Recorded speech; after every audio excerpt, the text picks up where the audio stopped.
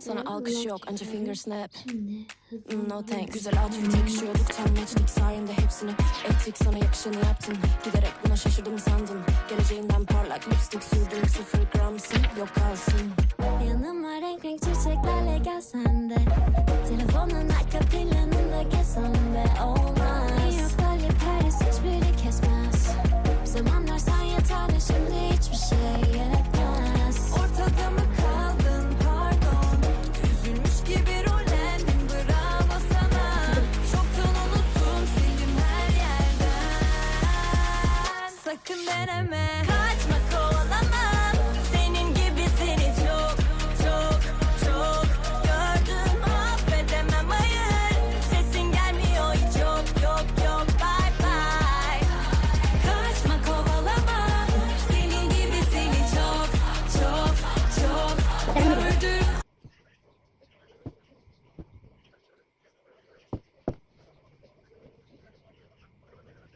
Genç yapımı için hiç önemli işte. Babacım mühendislik hataları burada gidip dedim. Yeni bir türlü uzayda yokken çıkan son çıkarsa öğrenci olmayalım.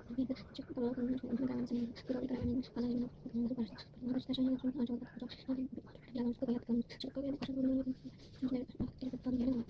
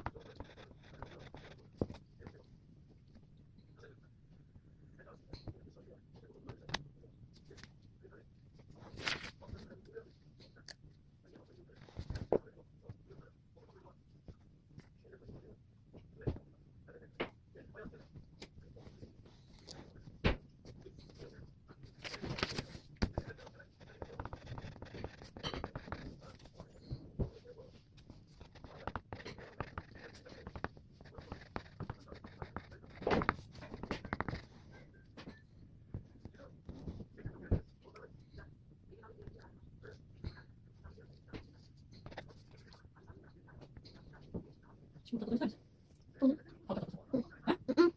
Olur. Yanında kayboldum, baktım çok karış. Bunların yanında kayboldum, baktım çok karış.